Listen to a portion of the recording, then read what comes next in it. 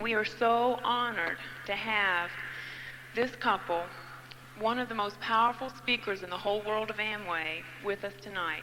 And we can now call them friends, Charlotte and Coleman.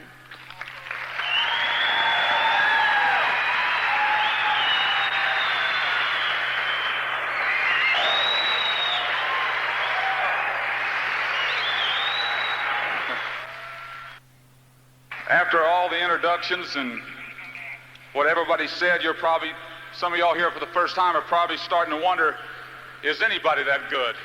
Well, I am. I deserve every bit of it. No. How do you spell relief? D-I-A-M-O-N-D, diamond. How do you spell relief? D-I-A-M-O-N-D, diamond. Next time you see that hoochie on TV, you stand up and say it the right way. All kinds of people from all walks of life. First of all, my name's Coleman. This is my wife, Charlotte. We have 4 kids. The oldest one's crying because her teeth are falling out. The youngest one's crying because her teeth are coming in. The 2 in the middle are biting you in the legs. They're over at the hotel running the elevators. They hit every button on there and run up, down, kind of like probably some of your kids you brought along. Why? Because I saw you playing on the beach today, and I saw all you that aren't full-time playing on the beach because you got this big V suntan on your neck, and the rest of you is lily white, okay? And I love to watch you play in the sand and jump up and down and try to act cool like everybody does. How many nurses we got here? We got any nurses? How about construction workers? Got any construction workers? Not many of them. How about office workers? Got any office workers? Oh, that's a good one. How about outside of Amway, how many people we got here that are in sales? How about doctors? We got any doctors? 1 doctor. Okay. How about plumbers? Oh, we got 2 plumbers here. Students? We got any students? How about mothers? We have any mothers? How about government workers? How about policemen or firemen? How about engineers? Ooh. And how about teachers? A lot of teachers. Always have a lot of teachers. I guess part of you think, boy, here's the big shot, and he's going to really do the sales job on me. And you're right. But it's not Amway I'm going to sell you on or SA8. That means soap agitates 8 ways. That's what I tell my people. Most only agitate 4. All the other brands only agitate 4 ways. Ours agitates 8. That's why it's twice as good. That's not the truth, but it sounds good. Okay? That's what I used to tell them when the soap was still hard before they put it in a plastic box. The S8 would come in, it would be hard, and so they'd have to get forks. I'd give everybody a fork, and they'd have to chop it up. They say, why do we do this, Coleman? I said, it makes the molecules work better. Other people mix theirs at the factory, and it's not half as good. We mix ours fresh, right from the garage. LOC, that's the easy one. Love our Coleman. I told everybody, name this one after me. I am going to sell you, but I'm going to sell you on the most precious thing you brought to reunion, and that's you. That nobody walks like you, talks like you. Nobody's got your smile, your color hair, your color eyes. Nobody's got your softness. Nobody's got the love that you carry. Nobody can feel the way you feel. Nobody can hurt the way you hurt or laugh like you laugh when you really get tickled. Nobody carries that like you do. Once there was a little girl, and she was having a tea party in the living room, and as she had the tea party and the thing, she spilled a little water and stuff, and her mother came in from work about that time, and she says, look at the mess you made. Look at this. I told you not to have parties in the living room. Look what you've done. Now, Mom, you go upstairs, and you don't come back down to... And a little bitty girl, the most important person in her life, her mother. And a little bitty girl felt real bad, and you could see the little feet pitter-patter up the stairs to go to her room. And the little girl thought, she says, oh, I see, Mama. The table's more important than me. I spilled something on the table. Oh, I see, Mama. The carpet's more important than me. Or maybe it was a boy. And he had his bicycle and had the balloon tied across the back spoke so it made noise. And that's the way he went to school and came home every day. And he had the two buddies with him, the antenna sticking out the back. And he'd peel off, and when he did, he'd hit that little dip in the driveway just enough to get a wheelie in. Zip, zip, boom, and it'd come down, and he'd slide around the front yard. And just as he did, out of the front yard comes the dad and says, "Look at this! You're the mess. You're tearing the yard up. I spent all weekend trying to make this thing grow, and you blah, blah, blah, blah, blah, blah." And the little boy turns to his father, who's the most important person in his world. He says, "Now get upstairs." He says, "But Daddy, I didn't mean it." He says, "Get upstairs." So that's why bikes always broke up anyway. "Upstairs, boy, don't come. Daddy, don't butt me." And so a boy flops across the bed and he looks out. He feels so down because he's hurt someone he loves. And he says, "Let me get this right. I see, Daddy, the bicycle's more important than me. I see, Daddy. I understand now the yard's more important than me." Or maybe it's you. Isn't it funny how the gentlemen are always nice to someone else, but you forget the most lovely lady in your life? Isn't it funny how the gentlemen are always easy, always smile and got your big face on when you're in public? When you want to get down in the mouth, that's okay, as long as your wife's around. You want some more coffee? No! I hope you're as miserable at this weekend as I am at all of mine. Because every time I went to one, everybody'd be so happy. "Oh, Amway, Amway." And I'd be upstairs kicking the garbage can around the room saying, "Man, I've been fooling around with this thing. When I get back home, you let one of them tell me. You let one of them. You just let them get near me. Boy, I'm going to stuff. I'll put SA, I'll pour it on their head. And I'd get all fired up. I was mad. I hated myself. Everybody else always seemed so happy. "Oh, I just loved reunion. It was so nice." I wanted to say, "Bah!"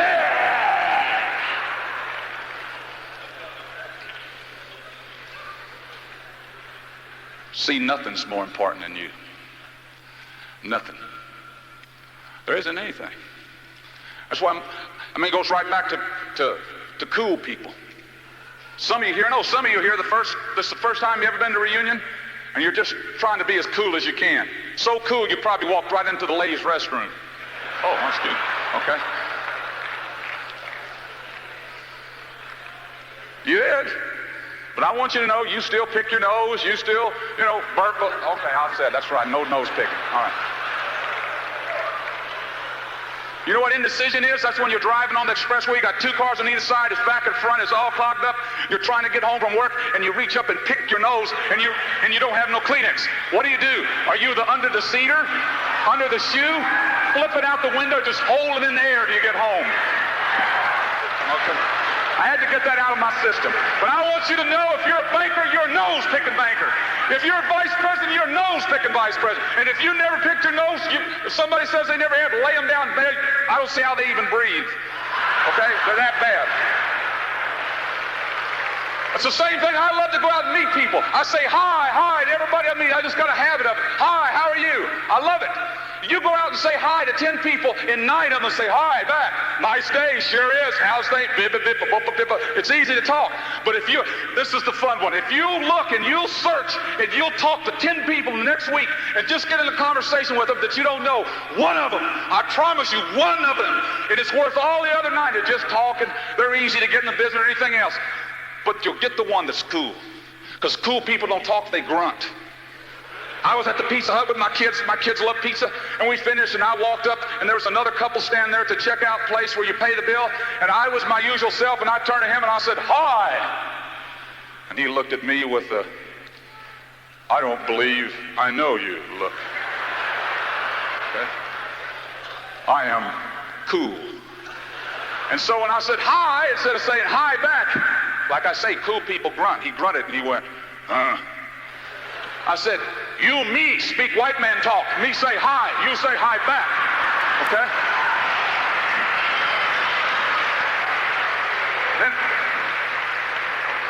Then I turned to his wife and said, "How long's he been like this?"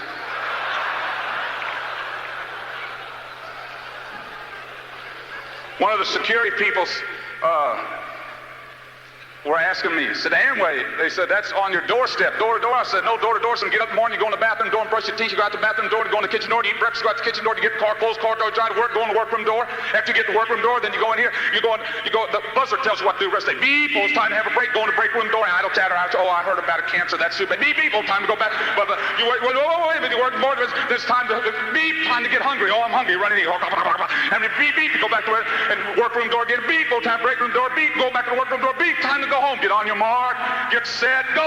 And you run upstairs, buddy. Then you get home, you go in the kitchen, have a kitchen door, supper door, back, get up today, next day, and do it all over again. That's door to door, and I don't do it. You betcha.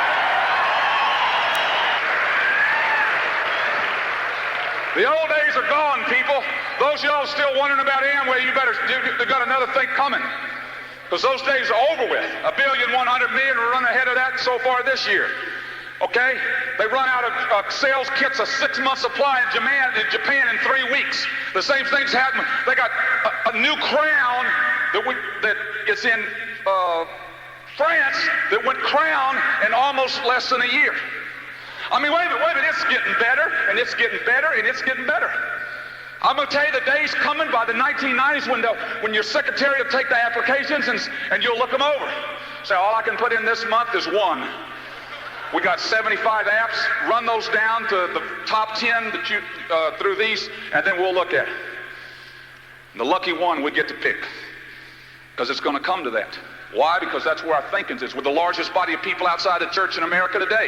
How many people you think to get in and fill up this hall? Last weekend I was at the Crown Center with our own reunion. We had over 5,000 people. The weekend before that I was in New Orleans, Louisiana with Rick and Sue Lynn Setzer. They sold out every hotel within 8 miles of where they were at. Okay? The weekend before that I was at the Fountain Blue with Tom and Carolyn Payne. They sold out the largest convention hotel in the country, plus the one next door. And it just gets bigger and bigger. And diamonds break off, and diamonds break off, and it just gets bigger and bigger and bigger and bigger. And it breaks off, and it gets bigger and bigger and bigger. I mean, sooner or later, some of y'all are going to catch on. There ain't that much to this business except drawing a few circles. And the main thing, the biggest thing about anything to do with the business that you got to worry about, and that's getting proud of who you are. That you, brother, if this business is good enough for your wife and you, it's good enough for anybody. If it's good enough for my wife and I, it's good enough for anybody. Somebody ask you why you're in it, say, man, that's all you got to know is that I am. That's all that matters. And they go for there.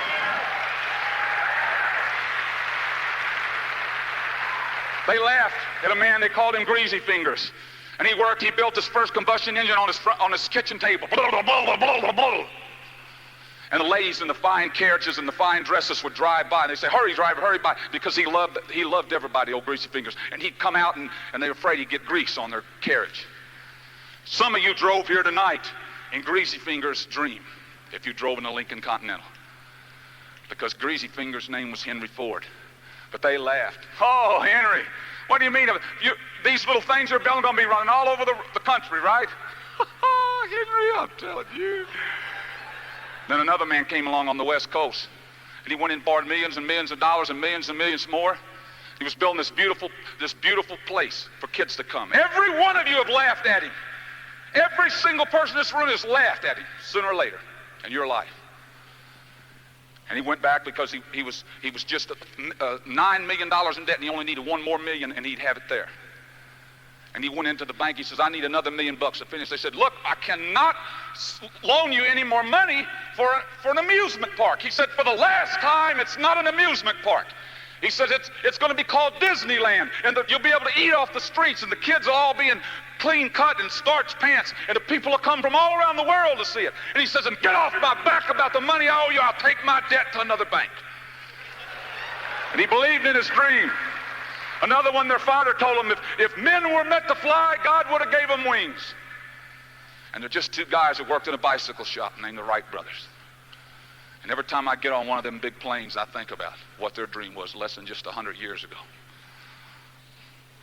Another one's name was Renthal. And when Renthal was born, he was so pigeon-toed and so bow-legged, and his head was oversized, and it would bobble around.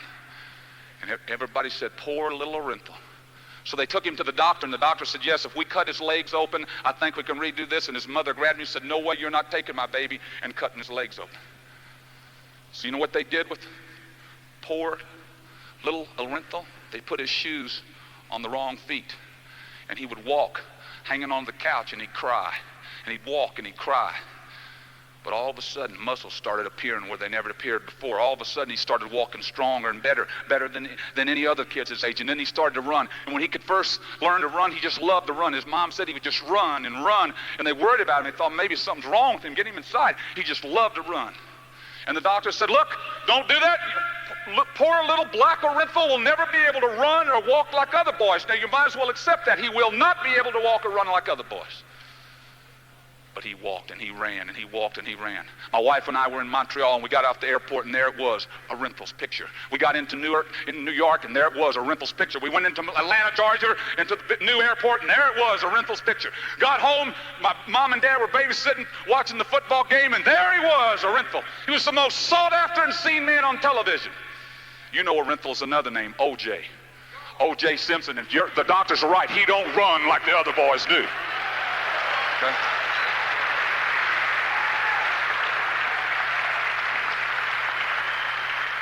Ford had his car. Walt Disney had his Disneyland. O.J., he had his football. Me, I beat them all. Me, Coleman Orr, I have my Charlotte. It keeps me going. It keeps my dream big. I'd like to introduce you. The little lady can spin it faster than I can make it. Charlotte.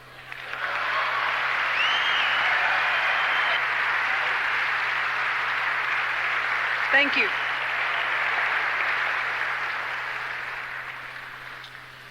We are extremely excited about being here with you. I don't think I've ever been to Virginia before. This is really an experience, a beautiful ocean out there.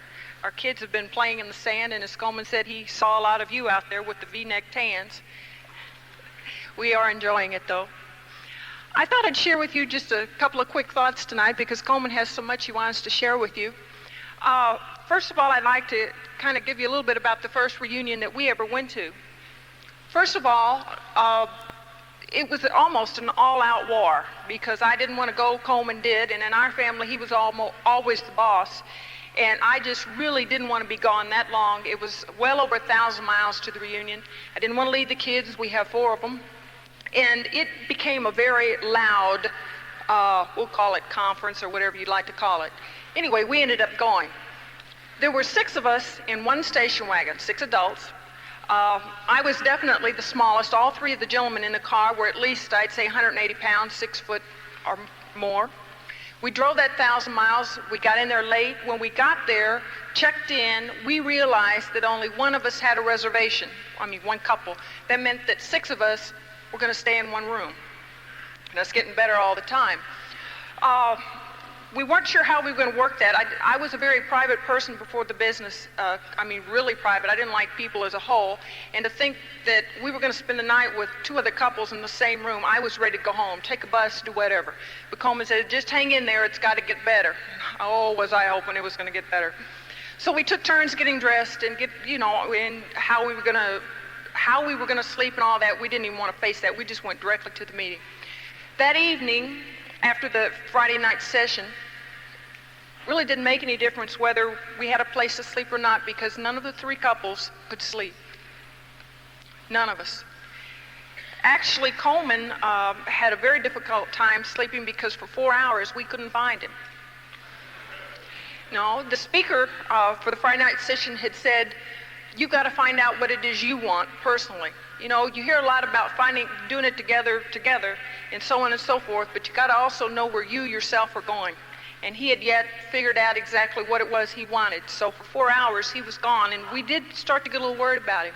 But when he got back, he had this air about him like he knew what was happening. Of course, I was still in another world. I really wasn't in the business yet. I was, but I wasn't. I did what I had to do just to get along. On the way home, none of us talked. It was kind of like we were all in a daze. And for about a week after we got home, none of us still talked to each other much. We were still like kind of in a daze, and people would say, well, what was it like? What did you do? And we couldn't explain it because, you see, you can't explain a reunion. It's an experience. It's a happening. I don't know the right word for it, but you can't explain it. You were there. You lived it. You felt it, but you can't explain it. All I can remember for myself of that first reunion is, number 1, I didn't want to go. Number 2, when I got there, I didn't want to leave. And number 3, when we got home, I knew that whatever it took to get to the next one, I wanted to do so I could go. It took us a while to get things together because Coleman and I were totally 2 different people. It took us a while because we were married, but that was it. We weren't together. And if I could share one thing with you tonight, this may be a little different than what you've heard before. I'm going to ask you to learn to forget. I know that everyone talks to you about listening to tapes, reading the books, counseling, and all those things, and that's all a learning experience. But at the same time, you're going to have to learn to forget. You're going to have to learn to forget all those little things that used to bother you. They may even be very minute things that just agitate you a little bit, like leaving the cap off the toothpaste, silly little things like that that seem to just build up and all of a sudden you explode. You need to forget about those things because they don't count. You need to forget about things that 2 weeks from now, whether they happened or not, you would never even remember them. So what if he left his socks on the floor? It really doesn't matter. The day will come when you hire somebody to pick them up. You'll never have to do it again. You're going to have to learn to forget how to do things. Would you believe that? Well, I don't guess you have to. I have learned how to hang up clothes. I've almost learned how to forgot how to wash them. I have had to learn to forget how to shop at places like Kmart and Penny's and Sears. Now, that one wasn't too hard. I didn't like going there to begin with. But you will have to learn to forget to do things, because unless you do, you will never get to where you can do the bigger things. I tell you what, there's a lot of things that I did in my life that I didn't really like doing. I never liked changing diapers. I never liked washing johns. I never liked cleaning floors. I never liked doing any of that. And now I've forgotten how, because I don't have to do it anymore. The time will come when you will realize that you have to forget about all the old hurts, all the people who said no, all the people who laughed. Because you see, they don't count. Only the ones that said yes, and only the ones that joined you and went on with you, those are the ones that count. You'll have to learn to forget the ones that got in and never did anything. Because you can't change their lives if they didn't choose to change it. You're going to have to forget them. It's really strange. We were driving through a town the other day. We've lived in so many different cities and states and traveled so much that we sometimes forget, we're driving along and it seems like we've been in this place before. And we were driving through St. Louis on the way here. And Coleman said, we've been here before. And we're looking around and he said, we held a meeting here once. And I'm thinking, did we? And it was a couple who got in, who never did anything, who decided they weren't worth it, and they quit. And you know what? We've forgotten about them. Why should you think about people who don't care about themselves? Why don't you think about the ones who are trying, the ones that are working, the ones that are giving it their all? They're the ones who deserve your attention. The ones who didn't come to this reunion, the one that you tried to twist his arm and drag him and everything else and he didn't come, please forget about him. If he wanted to be here, he would have came. The ones you want to be concerned about are the ones in your group that did come. They deserve your concern.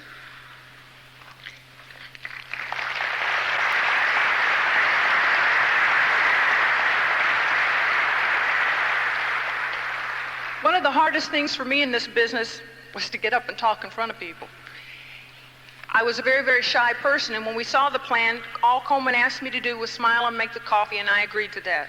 Then as time went on, all I would say is, look, I'll do whatever I have to do, but don't expect me to get in front of people. Well, you always grow to the occasion, and so the time came when I got up in front of a group, and it didn't bother me so much. I still shook and perspired and all that kind of stuff. And then as time went on, it was, look, I'll talk for just a little while if, you let me talk first, and let me talk real quick, and then I'll go sit down and I'll be quiet. But see, he's still training me. Now he gets up and he talks a while, then he lets me come on. It's always a growing process because you never know what you're going to have to do. The day may come when you have to do this business alone. The day may never come. Who knows?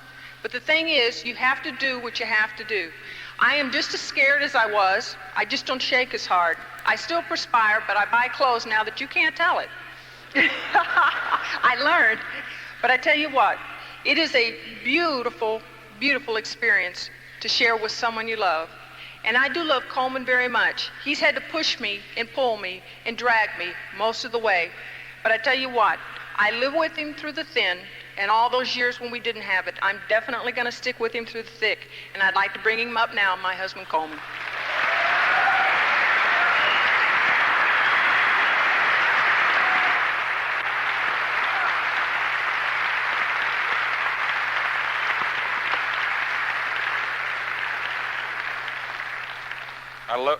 I love that thick and thin.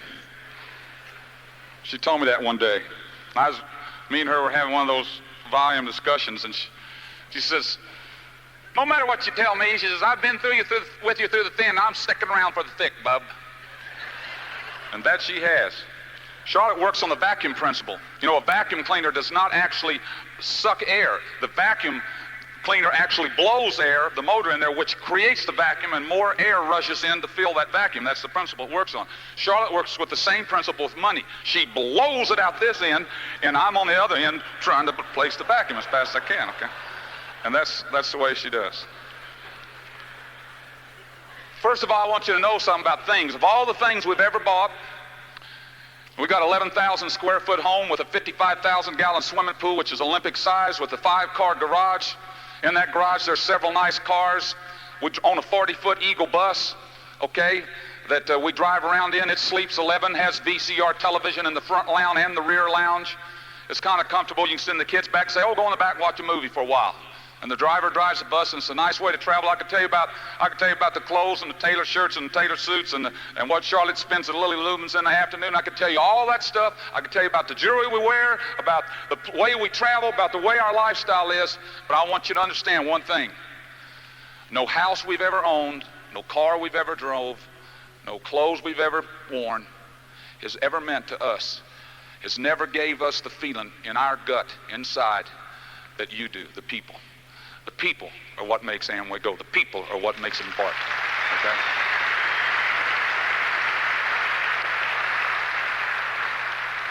Bill Britt said something on a tape. Bill said, what's good is the money if you don't have anybody to spend it with.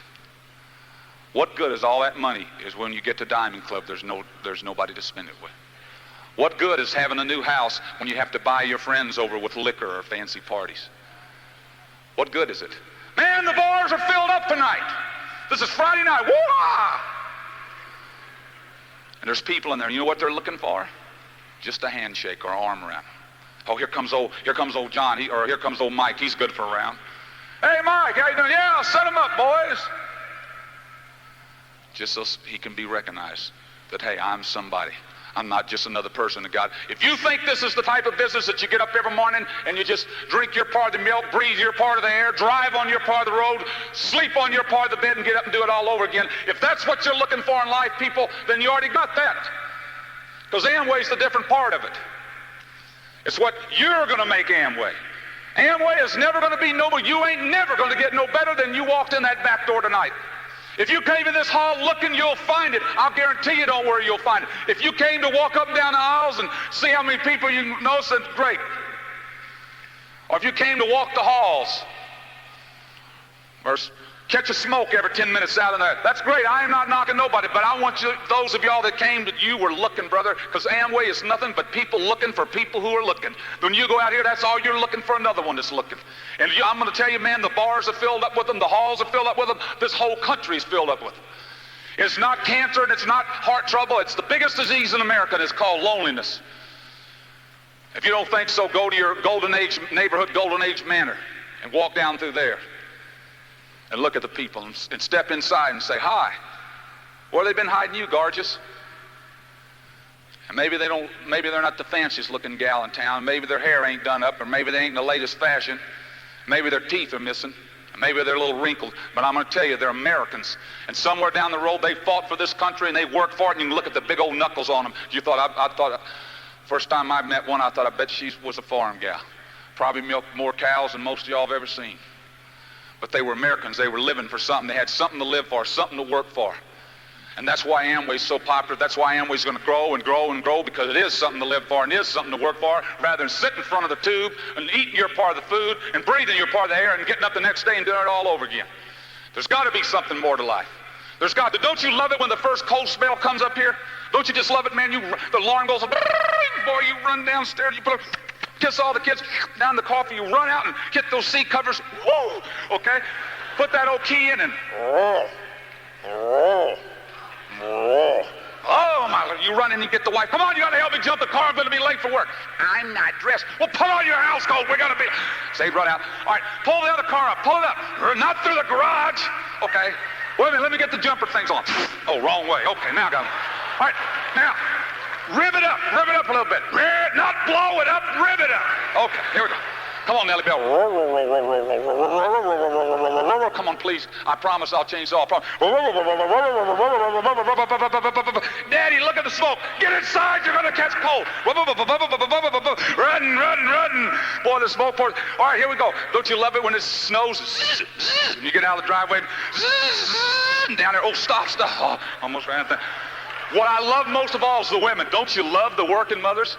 Don't you love them when they go to work? They're so cute. They do their hair. They look so nice until they hit the down ramp on the expressway. Then they reach over and they get the helmet and they strap it on. Run, bow, room, beep, beep, up yours, buddy. You don't own the roof. On they go.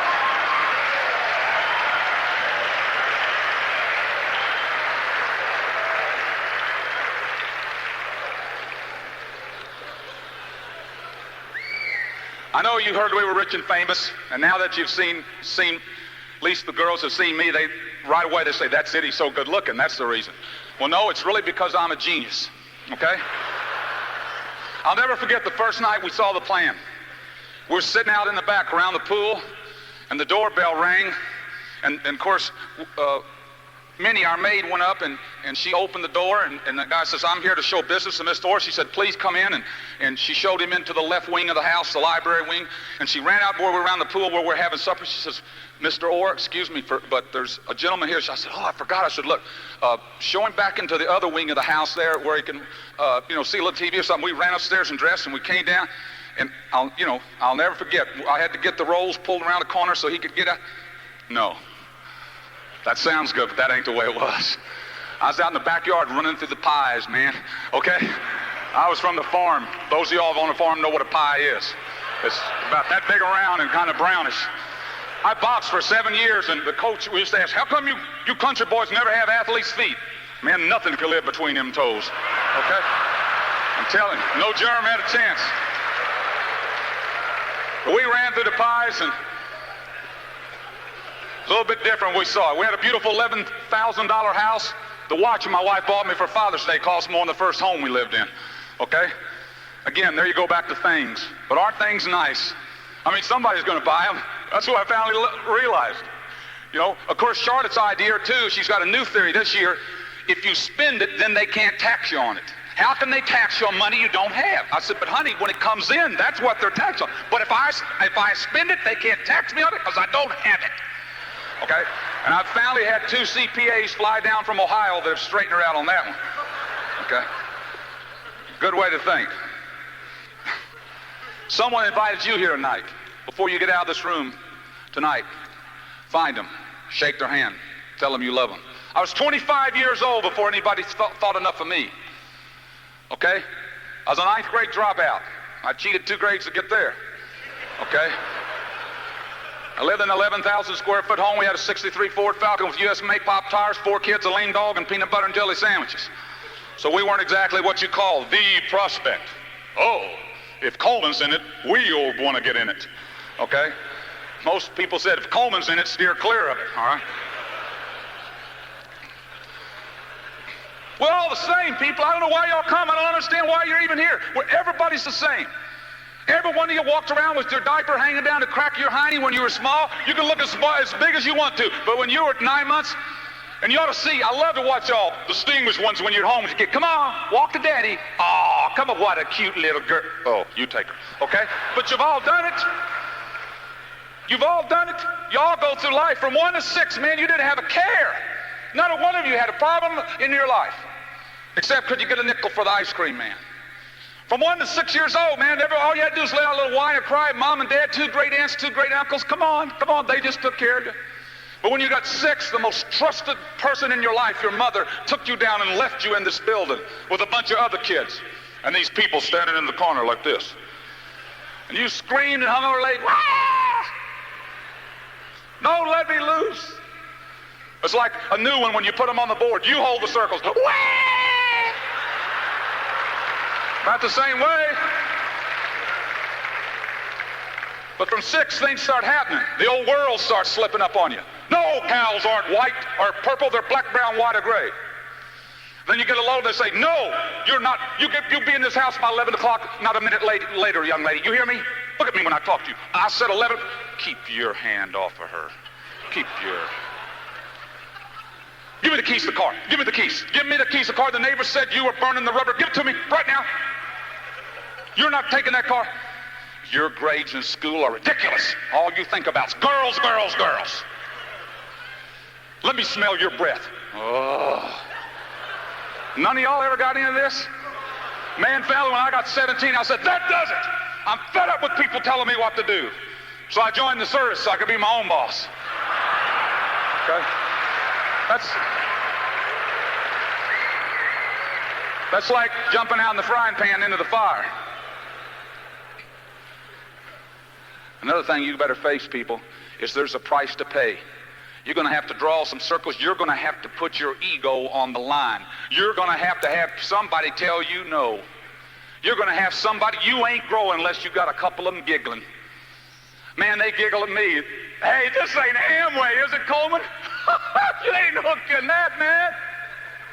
I said, well, not really. It's Charlotte's the one's doing it. I'm just kind of working with her on the side.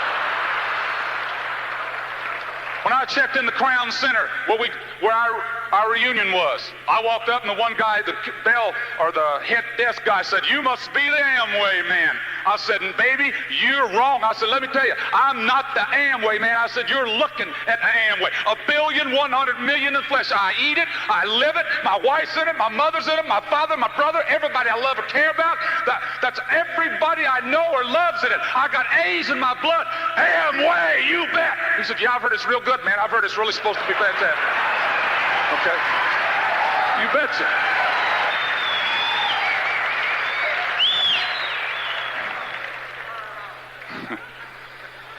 When I joined the service, I went to Fort Chaffee, Arkansas. Took basic training right from there. Last day at basic training. I love America, people. My grandpa went to the service. He was a 3rd grade dropout. And he was half Indian. They called him a half-breed. They didn't call him that much after he was 16 because my grandpa was a big man. But he got out of the service. He was a bird colonel. He had a 3rd grade education. He went home and buried his mama, dug the hole, and put her in the ground himself. That's how poor they were in Oklahoma. I'll never forget my grandpa because I was about 14 and he took us to the drive-in movie and they played the national anthem and he got out beside the speaker post and put his hand over his heart. And I'll never forget because I could hear the kids that were parked around us saying, hey, look at it. That's it, Pops. Stand up, baby. Look at that old man. Well, he's standing up, put his head up. And I sunk down in the seat and I'm thinking, Lord, I hope nobody else sees me that I know. Because I didn't understand what that red, white, and blue stands for. And what you and I, all of us got going together. It's not called the state, it's called the United States. Y'all came from different states all around the country to be here. Some of you, we had one even hitchhiked to our reunion. We had them riding on motorcycles. They came in by train, they came in by plane, private plane. Some stuck a feather in their ear and tried flying. They'd do anything to get there. Okay? And I'm telling you, man, every one of them loved, when they left there Sunday night, afternoon, they loved it.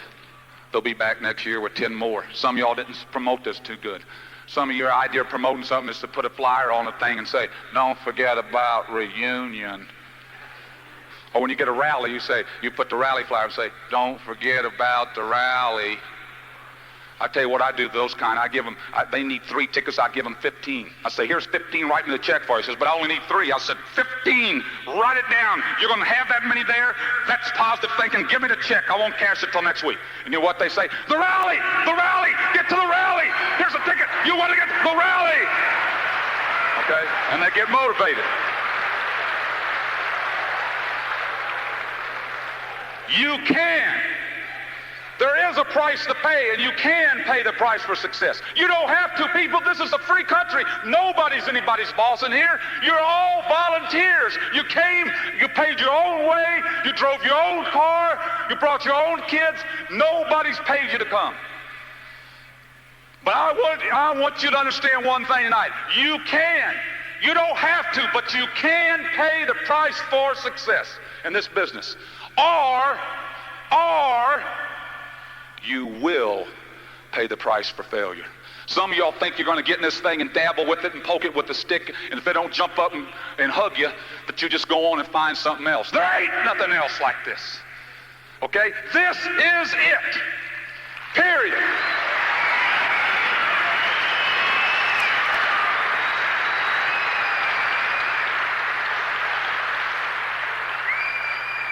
You can pay the price for success, or you will pay the price for failure. You'll live that 40-year plan. You'll smell somebody's muffler every day on the way to work.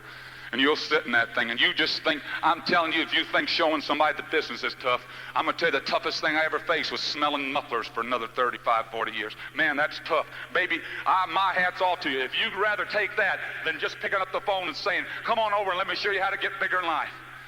Say, man, what's it about? It don't matter what it's about. I'm inviting you over. You too good to have coffee with me? No, then I'll see you tomorrow, brother. We're going to get it on. And get on with it. I got into service, man. I went to Fort Benning last week. They took us in this old barracks, man. The sweat was dripping off. Ready? Seats! Boy, you sat up at attention. The sweat rolled down. You didn't dare wipe it, or you'd been pushing, Arkansas away the rest of the day.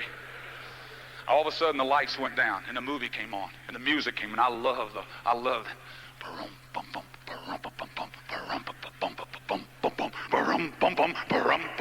Man, the hair stood up on the back of your neck, the chills, the little bit you had left because they shaved you. And you stood up on yourself, and man, they showed, join the airborne. Your teeth glow at night. Your muscles rippling in the warm summer sun. This blue sky and the silk over your head. The girls were swooning. Oh, he's airborne. The mayor was giving you the key to the city. I said, man, where'd I sign? They said, you hold the pen and we'll move the paper. You're in, boy. Everybody else went home for it, and Charlotte and I went to Fort Benning, Georgia, to airborne school. Airborne, sick call, no good. 6 weeks of that, they shipped me to Florida. I wanted to be a ranger. Down there, they give you another 6 weeks on how to eat worms and growl. You eat enough worms, you hate everything. Okay? I was 167 pounds of steel. I mean, a killer. And they shipped me straight to the front lines in Korea and made me a supply clerk.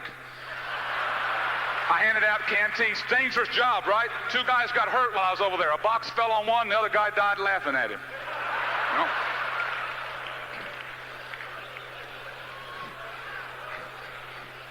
Good old Army. I loved it, though. I loved the Army. Wasn't good at taking orders. Just never was. Somebody asked me man to man, private or, blah, blah, blah. Yes, sir. I love that. But these guys said, hey, boy. The old boxing just came out. You know, I had zippers on my stripes. Sergeant, private, zip the book, okay, all the time. I didn't do it good, you know. I bet I got more promotions in 3 years I was in anybody in this room. I must have been promoted 11, 12 times because I was busted 10. Okay? I loved it, though.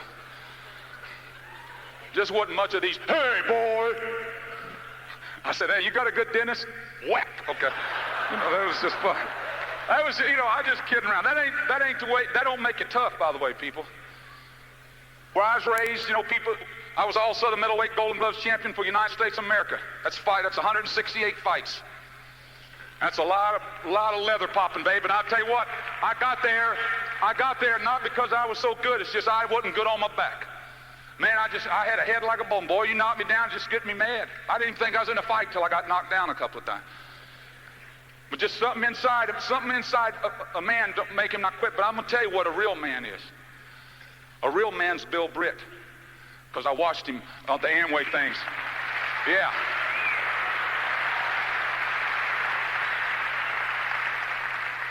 A real man is a Bill Britt. Because I watched him pull a chair out for Peggy. And how he treated her like a queen. And you wonder why she treats him like a king. A real man is John Crow. Because he ain't just good, you bet.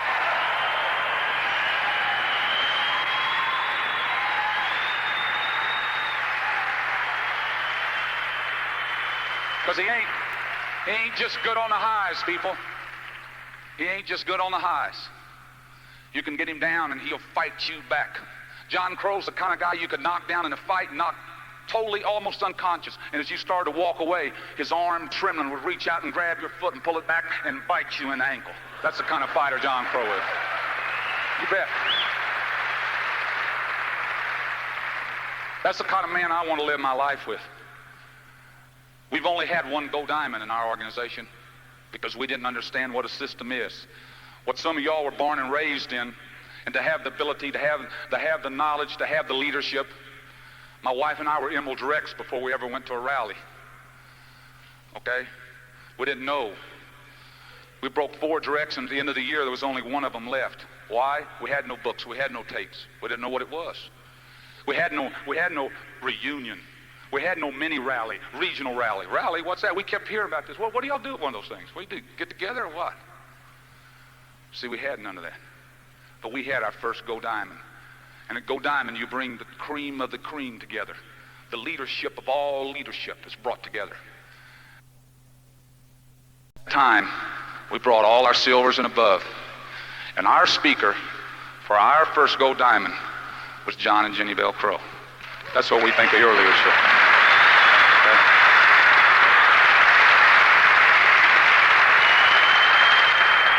That's what we think of your leadership. Half the world of Amway is starving to death just to know a little bit of what you get laid on a silver platter to you, some of y'all. And you're still wondering, well, I really wonder if this is for me. I just wonder.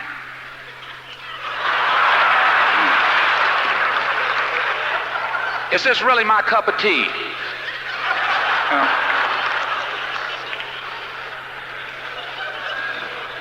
I just wonder about a few of you. I met Charlotte when I was boxing in Dallas, Texas. They used to have a thing called Tina, Texas. All the head cheerleaders from all the schools would come together, okay? And Neiman Marcus, which is a store in Texas, puts this on every year. And the girl that could jump the highest, smile the biggest, and lie the most won. And that was Charlotte that year, okay? And she was giving away the trophies, and I won the tri-state championship that year, and she was giving away the trophies, and she gave me trophies, and I gave her a little pinch, and the girl just started following around begging me to marry her. I mean, every time I turn around, please, please, okay? I said, what the heck, I'll give a girl a break, you know? I mean, she was cute, had a few things going for her, you know?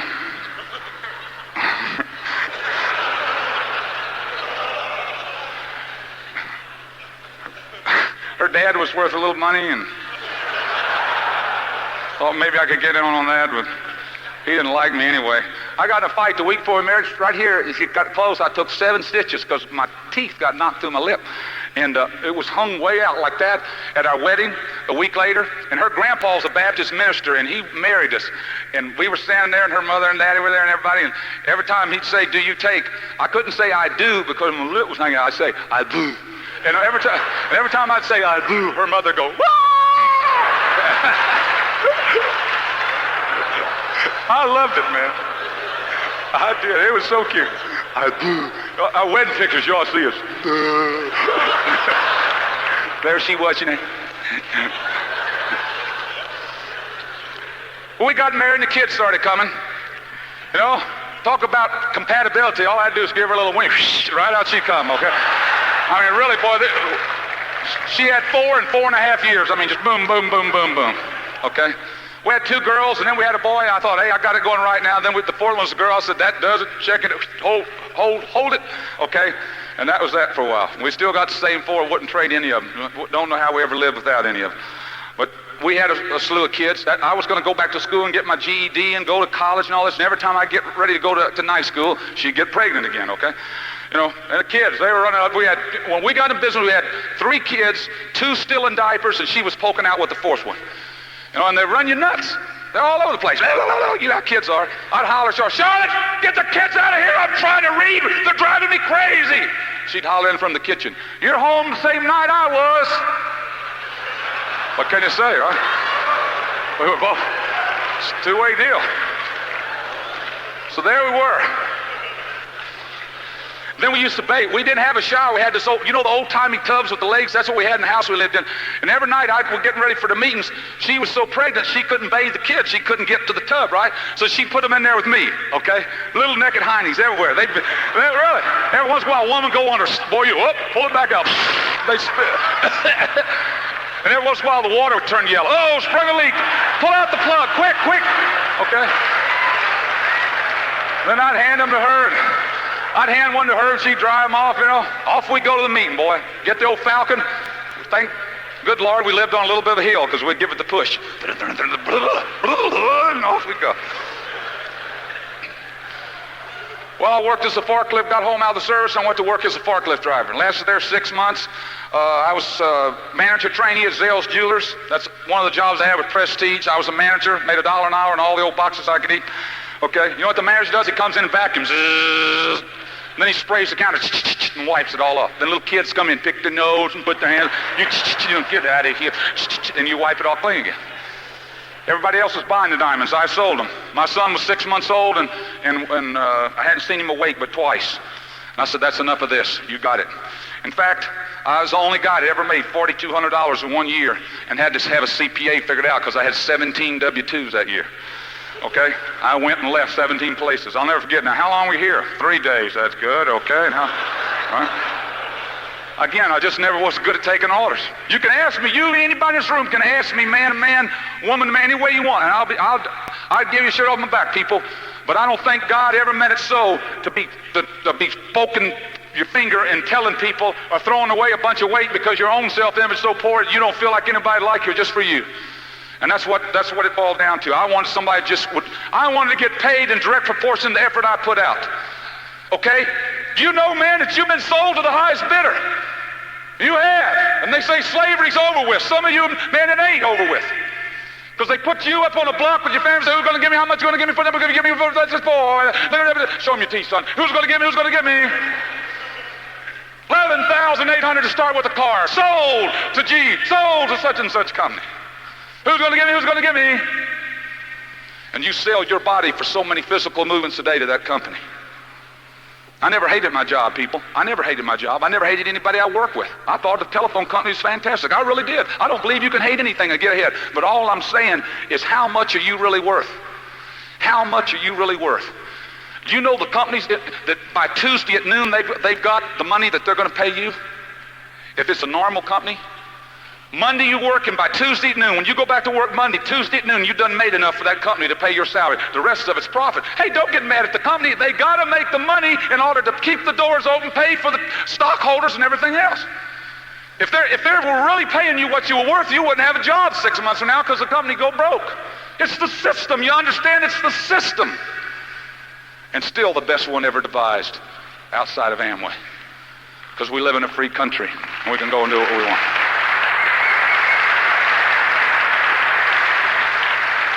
Then I finally went to work for the phone company. Everybody know what an installer is? The little guy with the green truck and the ladder?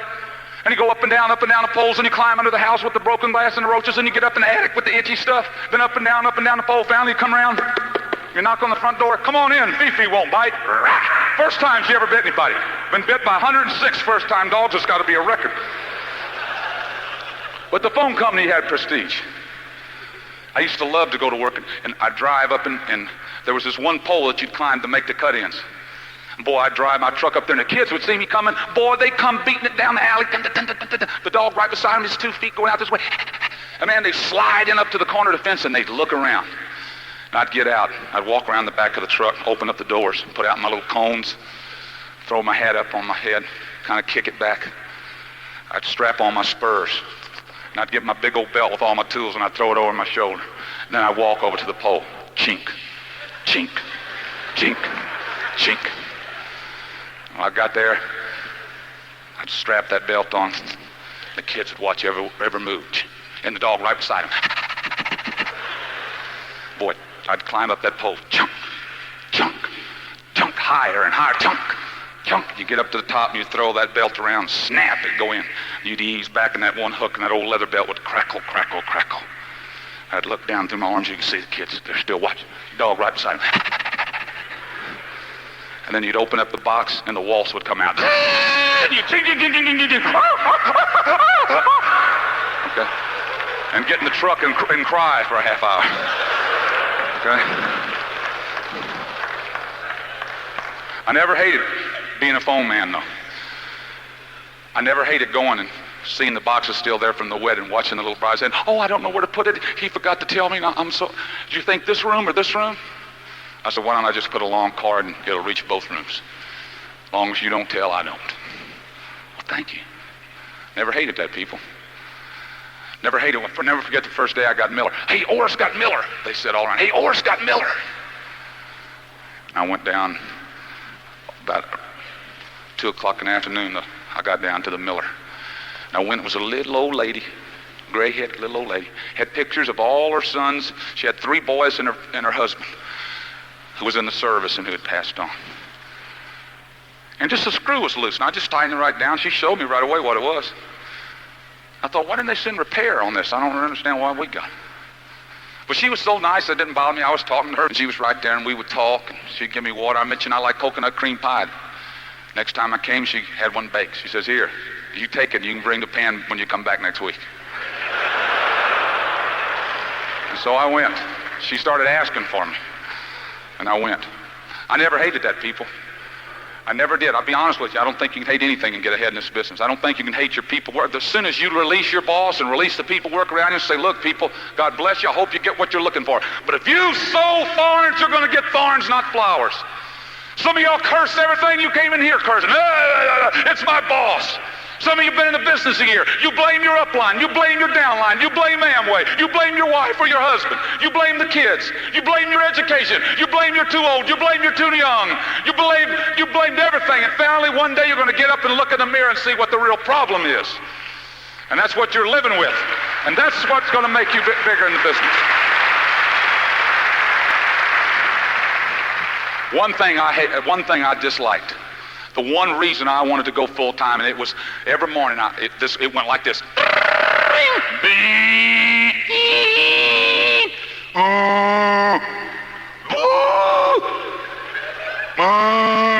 They got all kinds called alarm clocks. And man, the day I went full time, I went to Kmart and they had them on sale, travel alarms, for $4.95 because I bought $50 worth of them. Okay? $9.95, $50 worth because I bought 10 of them. And every day, man, I went home. I didn't have to get up on Monday, but I wound that baby up and I set it up, wound it up tight as it'd go, and I set it just like I had to get up and go to work. And when it went off, man, I jumped up, I put on my house coat, I grabbed that baby, I ran down the front steps, out the front door, down in the middle of the street, and bam, I threw it down and went pew, pew, pew, pew, pew, pew. Okay? The next morning, I wound up another one. Man, it went off. I'd go down the front steps, down and back out in the street, and bam, I'd throw it down. Zoom, zoom, zoom, zoom. And it got where the neighbors would watch. "Come on, honey, you're going to miss him. It's almost time." They'd sit down and drink coffee. Here I come. Bam. And Charlotte said, "How long is this going to go on?" I said, "A few more times and I'll have it out of my system." I like to get hungry when I'm hungry, too. Instead of saying, "It's time to be hungry," or your stomach's going to growl, growl. You think, "Oh, I can't eat. It's not lunchtime yet." I love to kiss my secretary because it's my wife. I love to fly first class. I love to watch my kids travel and go to Europe. I love to watch my 2 girls buy dresses at Lily Rubin's. I love to watch my grandma when she gets a couple of dozen roses. I like to watch my mother's face when I took her to see Frank Sinatra, which was her dream, on the front row. I love to watch you from back on the monitor and watch the excitement that's going through you.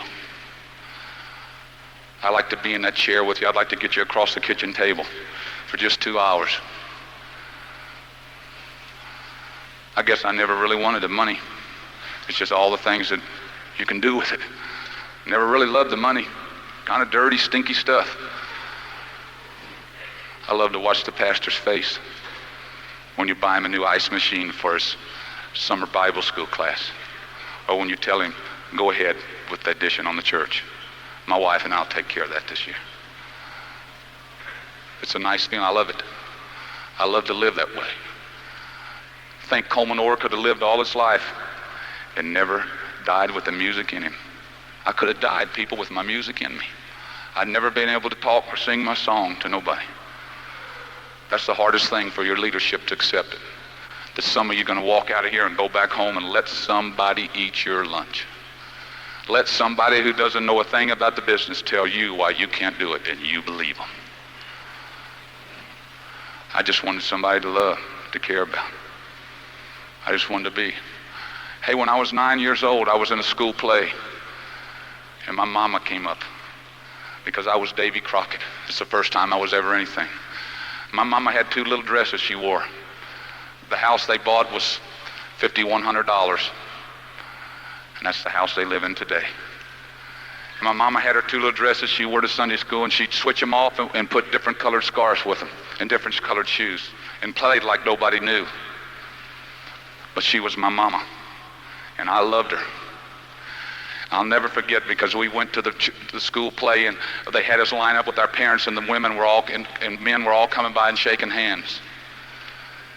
As they went by and shook hands, they said, "Oh, he was so good. Now, you must be Mrs. Orr. I bet you're awful proud of Coleman." My mother was just hold my hand, and she just looked so pretty, dressed up, and you could see how proud she was of her firstborn. And then a lady came down. It was kind of loud, and you could smell the perfume 3 people down. And when she got there, she said, "Oh, yes, you must be Mrs. Orr." And she said, "Now, isn't your husband Nick Orr?" And my mother said, Yes, ma'am. My husband is Nick Orr." Says, "Yes, he works. He's in one of my husband's groups out at Kelly Field. He's the junk man, isn't he? Isn't he the junk man?" And my mother said, "Well, yes, he does work in salvage." And I'll never forget, because her hand tightened up on mine. I'll never forget when we left that auditorium that night and the caliche dust went up my nose. I'll never forget, as we walked down that road, I can still smell the fumes some nights in my dreams. I can smell the fumes of the cars as they passed. Because my daddy was a junk man. And my daddy wore a little pair of $4.95 black round-toe shoes all his life. But he was in church every Sunday, and we went to Sunday school, and he never did nothing but bring a check home, because, see, there wasn't no Amway then. But I'll tell you, I put my mom and daddy on a plane, and I flew in first class with my wife and I, because my mama always wanted to see Frank Sinatra. And that dirty old money bought me in there, man, and I'll tell you, we got a front row seat. You slip them a $100 bill, and they'll probably set you in his lap for $200. But my mama laid there, and she swooned, and she cried. And as we were going in, they said, "Oh, Frank, you know, he's lost his voice. I heard he's really cracking bad." Well, it was cracking so bad that night that he got 7 standing ovations. They said, one of the doormen said, that's the best I've ever seen him. I've been watching him for 30 years, and I know why, because God let him sing from my mama that night. And then we took her to San Francisco, and we let her ride the cable cars, and they clanged, and we put them in a suite, and we had a limo pick them up. And Charlotte took her shopping and showed her nice clothes, and my daddy came along. And I'm going to tell you, people, this business and the money in it did that. And if that's bad, then I'm a bad man. If money's bad, to see your family and the people you love and care about, to have their dream come true, if that's bad, then I want to be bad all my life. And if money's bad, I want all the bad money. Give it to me. Any you don't have, put it in a bowl. I'll have one put up on the side of the stage. Because, baby, it's good. It's the way you use it that's bad.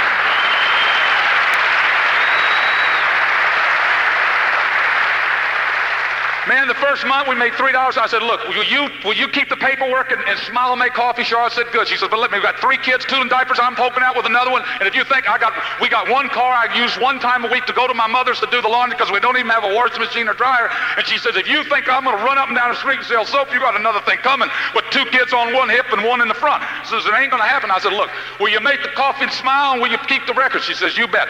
First month we made $3.57. The second month we made a little over $400. I'll never forget, because Charlotte came in, she said, "We're in this together." Okay? The third month we made $2,100, and I'll never forget, because she came in, she said, "Amway!" I said, "Our business?" She says, "My business." And she got in. Some of you say, "How'd I get my husband involved? How'd I get what?" Make some money. They'll get involved every time. Okay? Get out and do it. Be a leader. Man, do as you see yourself doing, not as you are. That's what some of you got no group here. It's because you see them all as they are. You're not seeing them as they're going to be. You see them as they are because you're seeing them through a reflection of you. You're never going to get what you want. Never. Your mother didn't get it. Your father didn't get it. You ain't never got anything you wanted. You only get what you picture. Every time you get what you picture. Every time you get what you picture, what you see. But you're never going to get what you want. only what you picture. And some of you are talking, I'm going to be a direct, I'm going to be a diamond. But you see yourself as a 15%er, or you see yourself as a direct or pearl. When you start seeing yourself walking the beaches, when you start seeing yourself living the lifestyle, when you start seeing yourself giving away twice what you used to your church, what you used to make in 2 years, then it'll start to happen. When you walk in that dream, when you can smell the leather on a new car, when you can see a fresh set of flowers brought to your wife every day for a month until your house starts to look like a funeral parlor, then it starts to happen. Man, our first meeting, I'll never forget. I was driving back and forth in my telephone truck one day, and I saw all these colonels go in the garage, and I was in the service. I made private, got back out, and I saw all the colonels, and I knew there was somebody, so I followed them in. And man, they were getting boxes, and they were picking up this, and they were picking up that, so I didn't want to look at a place. I got a box, and I started taking these products off the shelf. About that time, bam, the door opened. There was a little staff sergeant with a plume of hair in his head kicked back. He said something, one of the colonels said something, blah, blah, blah, and he said, blah, blah, blah, blah. I said, boy, he's going to get busted talking like that, I guarantee you. Blah, blah, blah, blah, blah, blah. He said to another, boy, they all left, and I was standing there in the middle of the garage with these products. He looked at me, he says, aren't you new? I said, well, yes, I'm new. He says, whose group you with? I said, Southwestern Belle. He said, how'd you like to have a house like this? And I said, you bet. How'd you like to have a car like that? I said, you bet. He said, how'd you like to live and dream and ride the waves of the world? I said, you bet. He says, and you get your wife and bring it over here tomorrow night and we'll show you what we're doing. I said, well, I don't know. I'll have to ask my wife and everything. He says, never mind, phony. I said, I beg your pardon? He says, never mind, phony. I said, you got a good dentist, buddy? He says, you do what you want, brother, but you tell me you want the world and you ain't even got the guts to show up, or you got to ask your wife before you can come over. I said, I'll be here. He says, you won't show. I said, I'll be here. He says, I know you're tired. You won't come. I said, listen, mister, I'll be here. And I showed him. I showed up. All right? We went over there, man, they started all the circles, and they kicked the board, and bam, crash, boom. It's just Charlotte, myself, and his wife sat on one side, Charlotte on the other. Afterwards, they grabbed Charlotte, and they took her in the kitchen, they put stuff in the glass, ding-a-ling-a-ling, ding-a-ling-a-ling. They sprayed, and they did all this stuff, then they brought her back in, and they gave her this box, and Charlotte signed a check for $30 or whatever it was. It was hot as a firecracker. I didn't worry about that anyway, okay, because the check was no good, all right? So we took the stuff, man, we put it in the car. Next thing I knew, we were on the way home in the old Falcon. Brrr, okay? I mean, nobody passed us, and we could only go 55, and that's back before they had 55. Why? The smoke poured out the back. The city paid me $1 a day to smoke kill mosquitoes. We went back home, okay? Always had the whole highway to ourselves. We got home, man, I seen circles on the ceiling, circles on the wall. I got my little girl's big chief tablet out, and I started drawing circles. I was a double crown flipper dipper with 2 ruby clusters on the side by that night. And I still ain't got off the couch. I was up all night, man. We'd say, hey, I said, honey, I got to get up and go to work in 2 hours and 10 minutes. Good night. Good night. Love you too, babe. Say your prayers, okay? You know who else would be good? Who? Boy, they got up and we wrote them down, okay? We were up all night, man. I never got a week's sleep. I went to work, man. I busted in the door. I said, we're going to make $1,000 a month, and I'm going to get rich selling soap. And everybody, oh, they love me. Here he comes. How's it going, Bubbles? Here he comes. How's your business, Fluffy? Oh, they love me. They just love me. Till I walked in and checked our 11th month in the business. Because we went direct in 87 days, and we broke a direct the 3rd month, 4th month, 5th month, 6th month in business. We were qualified emeralds in 13 months and talked at international convention. And I laid that check on them. I had copies made for everybody. Didn't you laugh? Here's one for you. Didn't you laugh? Didn't you laugh? Didn't you laugh? Didn't you laugh? And I laid them out to everybody today.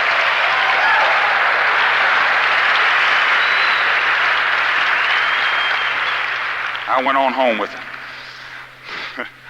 Man, I was ready for the meet. I mean, I was in business. We got the punch bowl from her mom and the tablecloth from the neighbor, and we had the little oranges in it floating around with American flags, and we got the napkins and whipped them all out, the Kleenex things, and boy, we put the forks all up at 7:45. About a little bit before 8, I went into the living room. I had each chair. I'd sit in to make sure they could see the board just right. I'd sit in this one. I had all the chairs lined up. About 8 o'clock, I waited by the door. I knew they were just going to mob us. Hey, I invited everybody I knew. I was born and raised in San Antonio. My mother, my father had 9 great aunts and uncles, all Charlotte's family, 100. Man, we had birthdays, there was hundreds there. I invited them all.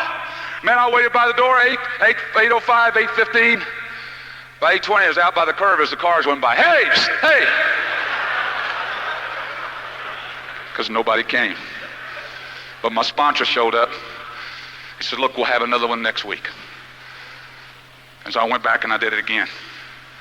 And he showed up again by himself. And he said, look, Coleman, I don't want to hit this too hard, son. He says, but I'm going to tell you, you're lucky we came by. It looks like we're the only friend you got. And he says, I don't want to be ugly or nothing. He says, but I could go broke being in business with you. So he says, why don't you try to pick some people up and bring them to where we're going? And I said, yeah. He says, Coleman, he says, man, you couldn't sell a dying man in the desert a glass of water at this point, son. He says, you better read or do something. When he left, my little gal, Charlotte, she got up. You know how they get up when they're pregnant.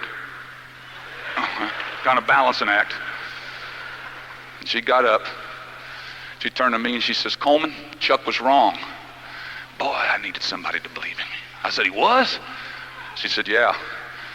She says, because 7 years ago, I could have picked any stud horse in town. And she says, and I picked you. And why? She says, because you had fight, you had spunk, you had something special about you. And she said, after 7 years, you can't even get somebody over to have a cup of coffee with your wife. And she went to bed. And that just left me. And that's the night you either get in or out, I guess. All of you are going to have that night that you get in or out. I thought I was in. No, I was a card-carrying member up to that point. Because I went over, it's about 9:15, 9:30, and I picked up the phone and I called. The first one on my list was Richard, my best friend. I stood up his wedding, he stood up in mine. I got him out of the ditch when his car rolled over 3 o'clock in the morning. I stood up for him after school when some guy wanted to take his nose off. Richard, my best friend, my dyed in the valley blood brother. I said, Richard, it's Coleman. He said, hey, Coleman, what's happening? I said, listen, he said, look, I'm sorry I missed the meeting, some things. I said, that's okay, Richard, because we're having another one next Tuesday, and I'm going to do it. He says, man, why don't you just give me a little idea what this is about? I said, okay, Richard, I'm going to tell you what it's about. Listen to me, Richard, because I'm going to tell you what it's about. I'm the guy that's supposed to be your best friend. I was your best man. I'm the one that got you out of the ditch. I'm the one that stuck up after school. And Richard, you know what I am good at. Richard, listen to this. This is what it's about. If you ain't here at 8 o'clock sharp with your wife to have a cup of coffee, my wife and I next Tuesday night, this is what it's about, Richard. The next time you meet me, you better hope it ain't dark, because you know what I am good at. I invited 11 like that, and all 11 came. Okay?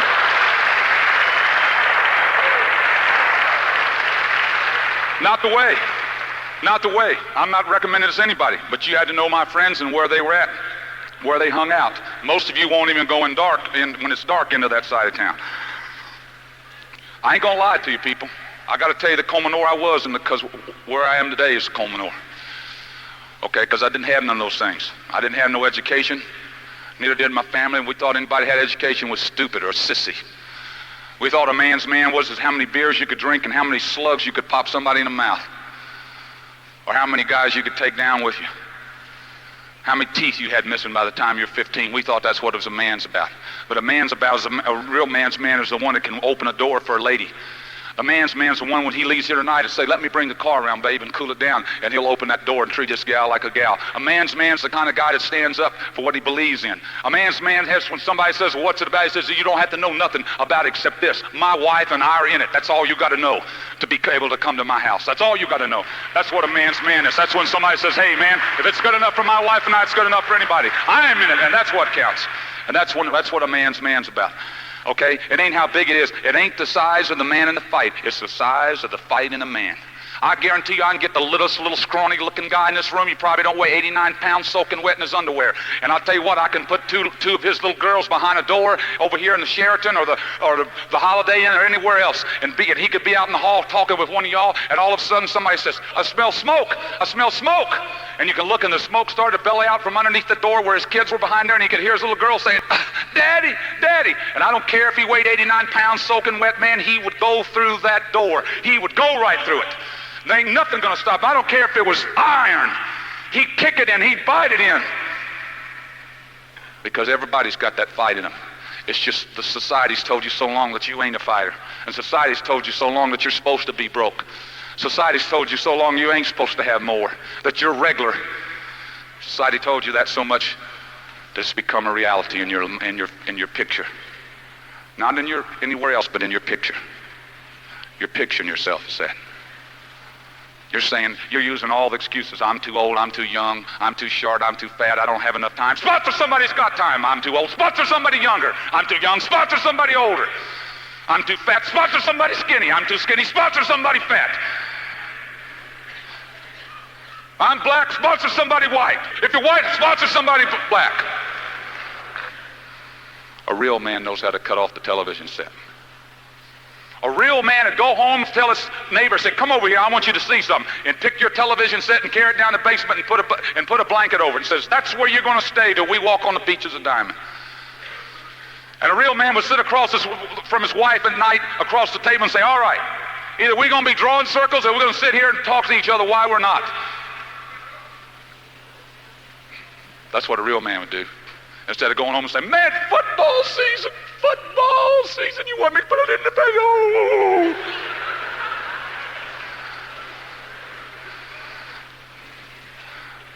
Tell you what you do. Go Diamond, and you can go all the football games you want. And you can have your Golden Eagle bus drove up ahead of time. You can sit out there and watch the pregame show on television and have a soda with all your friends and pearls and emeralds and diamonds. And then after it's all crowded up, you can be ushered into your private seat on the 50-yard line because Jim Hart, okay, who's the quarterback, happens to be a new $4,000 leg in the organization. And so after that, and plus he sponsored the guy that owns the stadium, okay? So they're down there. What do you do after the second call? Say, look, I'm trying to watch the game. Take the book and read it, and I'll talk to you later. What do you do? How do you invite people over? You know, there they all are trying to ask you, okay? Can't you see? There's so many professional athletes getting this. It's starting to get bad, you know. Can't you see them lining up against each other? Could you SCO a couple for me? I don't know. Okay, I mean, really, you know, it's going to get to that. Okay, but there's more and more and more and more and more. We held lots of meetings, people. That's all we did. We drew a lot of circles in the beginning. We drew circles, man. We drew circles. We drew circles. We drew circles. We drew circles. We drew circles. We drew circles. We drew circles. There's only three things that you got to do: do circles, go to the functions, and listen to the tapes and read the books. That's the only three things you got to do. That's the only three things you got to do, and you'll be a success. Some of y'all are reading you're reading the books, you're listening to tapes. Boy, you're all motivated, but you're not drawing the circles. You're not drawing the circles. There's others, man, you draw circles, you ain't picked up a book and read it in Lord knows how long. And you're not attending. There's others, man, you read everything. You listen to all the tapes. You're at every function. But what? You listen to the tapes. You read the books. You draw the circles, but you're not coming to the functions. Your people aren't here. You're going to have to get good at getting excited about where you're going if you want people to follow you. People follow leaders. We got excited. We started holding meetings. Man, we went to work. Every time we turned around, we did something. We were doing something else. And we were hitting it. And we were hitting it. We just drew the circles. Every time somebody shows up, no, everybody don't get in, people. Everybody don't get in. We still haven't. Hey, when they do, I'm reserved. I'm cool. Man, we'll have one over. We'll draw the circles for them. They say, yeah, looks great to me. What's the next step? And we'll say, we'll be at your house next such and such night. If I can work, I'll work that in. I said, I'll work that in to be there. I said, now look, I got some other calls I need to make, so y'all better get on home now. It's past our time to be with you. Okay, Coleman, we sure appreciate you letting us get in like this. So that's okay. That's okay. And boy, they leave, okay? Charlotte walks them out the thing, around the foyer, down the front sidewalk, and they get in the driveway, down the circle driveway, out the car, down around, and off the corner they go. And while they're doing that, I walk very casually over to the den. As she's saying goodbye, I say goodbye to them, and she walks them to the door. I don't even go to the door. I stand there in the living room, in the den, very cool and very reserved. We just sponsored another one, no big deal. And then Charlotte comes back after they're gone. She says, okay, honey, they're gone. They're gone now. And then I say, whoa, we got another one, boys, working. Get him, boy. Dynamite. All the kids come down the stairs. Oh, boy, cookies tonight, boy. Man, we have the cookies and we drink the milk and we have a big time. Then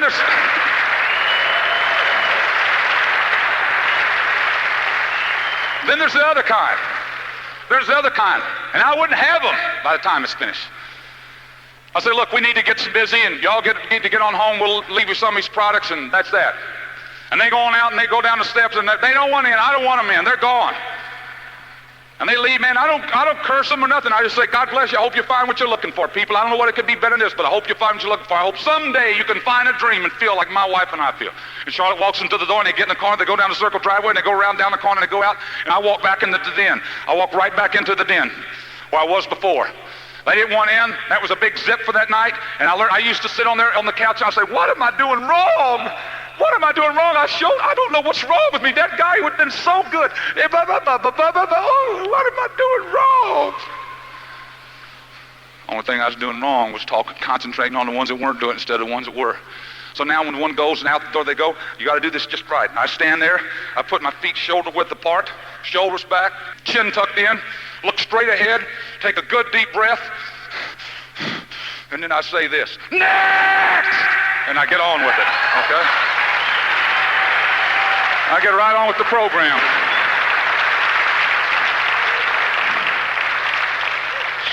Charlotte and I were just going, having fun, people. Have fun with your business. We laughed and we cut up and we had fun.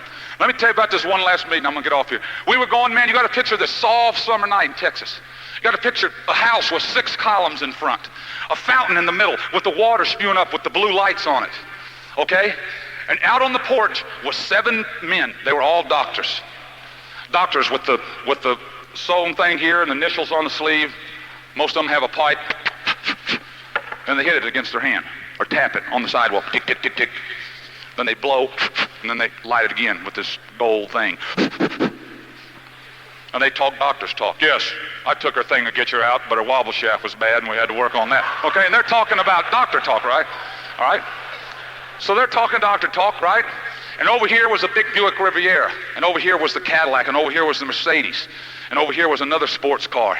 And back over here was the big Lincoln Town car and all the beautiful cars. But right up front, they left a spot for the special guest speaker who was coming to hold the meeting.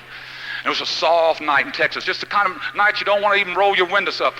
It's too cool for air conditioner or for heater, or it just was beautiful.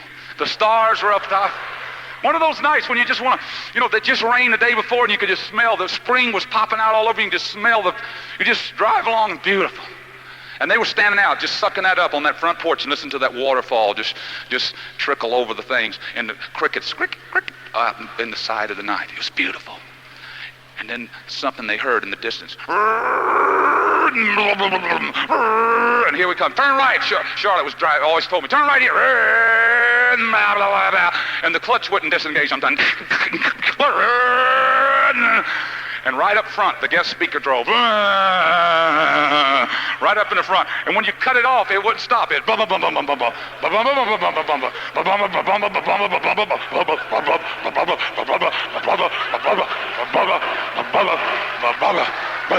And the smoke would come out, and all the doctors saying, who in the world? Who is this?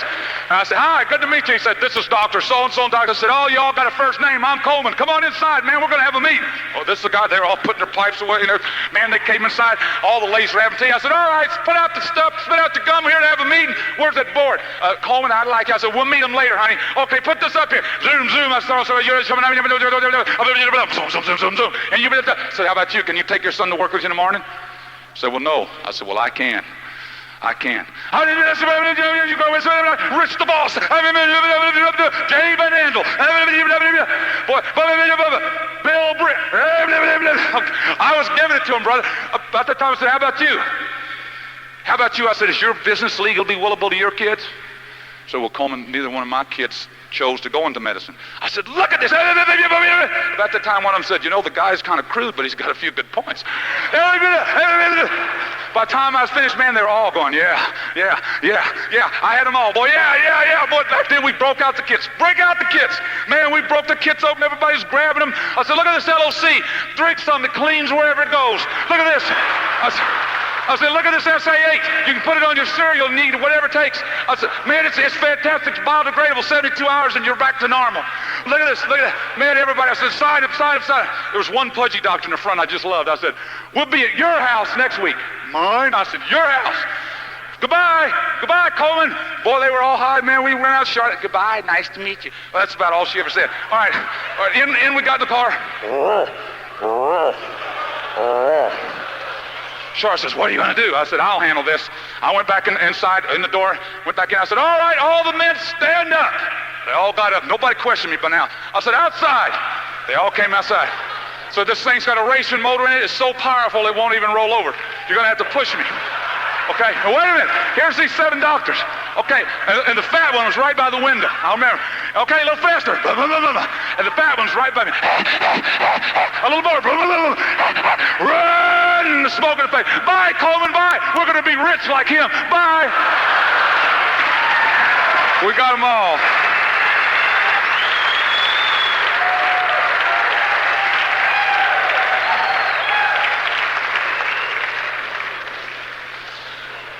Two weeks after we started, I came home and I found my wife, and I'd never seen Charlotte cry. But she was on her knees and she was crying. It was about a long-named disease my daughter had, our second daughter. And she told me I wouldn't accept it. I went to the doctor and I stood there flat-footed and I said, "You tell me that she's never going to be able to talk." He said, "Well, Coleman, she's not only going to be able to talk, but you better learn the other complications, what the kids are going to joke her because she's that age, and this and that." And I said, "You can't tell me there's nobody. I won't believe it." He said, "Well, Coleman, there is one man. There is one doctor, one beautiful doctor, but he's in Chicago, and he's expensive." Well, people, I couldn't even afford the plane ticket, much less the doctor. But I had this thing called Amway. I'd only been in it 2 weeks. But then it dawned on me why God had gave it to me. We started, and I watched Charmin grow. I watched the kids tease her. "Charmin talks like a frog. Charmin talks like a frog." And I watched her hold her head up. I watched when we went to swimming pool with all four. The other three, you can't make them not swim. "Watch, Daddy, watch this flip. Daddy, look, watch me swim to Mommy, Daddy. Daddy, watch this, watch. Daddy, throw the balloon and I'll catch it." And Charmin would sit at the end and dangle her feet. Never complain. Never complain. Usually was the happiest one of the bunch. Didn't take much to please her. And then we saw her goal. I saw her first goal in life. She wanted to be a brownie. We don't give our kids any money. We make them earn it. So Charlotte says, "If you earn the money, you can be a brownie next year." And so she worked, man, and they got their little allowance, and we take them down to the drugstore there, and they would buy things with their allowance. And man, "Look at this, Daddy, look at this. I won't shoot it in the house. Can I get it if I don't shoot it in the house, please?" And they want to get this, get that. "Oh, look, Daddy, can I get this?" I said, yeah. And I watched little Charmin. And boy, those fingers would get busy feeling those laces on the dolly's dresses. Oh, those fingers would touch everything. But they bought nothing because she had her goal to be a brownie. And then her day came. She had saved enough, and we bought it, and she put on her patches in her little troop thing and her little brownie hat. And she was so pretty, and Charlotte just combed her hair so pretty that day. And we put her inside the car, boy, and I drove around a couple of blocks there to her little den mother's house, and I let her out. And there's one step about halfway up the sidewalk that you stepped up with a couple of bushes on either side. And she took that step, and when she did, she turned around and looked at me like said, "It's good to be a winner, Dad." I'm telling you, people, I was so high you had to peel me off the ceiling that day. And I come around that corner back home, and I was just fluttering. I felt so good. And Charlotte came running out and said, go back quick." Boy, I threw it in reverse, and I came around back, and as I came over the hill, there stood one little girl in one little brownie outfit. Because one of the kids there had known her from school and said, "Oh, this is Charmin. She talks funny. Charmin talks like a frog. Charmin talks like a frog." All over again. And she sat there. And she got in beside me, and the tears were just streaming down her cheek because her whole world had caved in. And she patted me on the leg. She says, "It'll be all right, Daddy. It'll be all right." I thought, how am I ever going to quit at anything I do and tell this child that her daddy's a quitter when she is such a winner? When she is such a winner.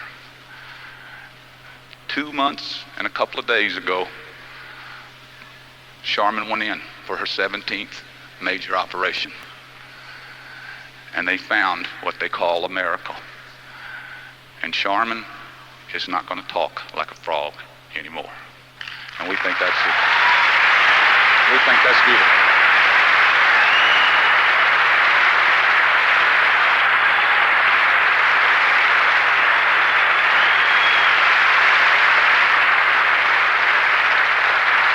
Walker Beach. Walk a beach before you go home. Walk a beach when it's dark before you go home.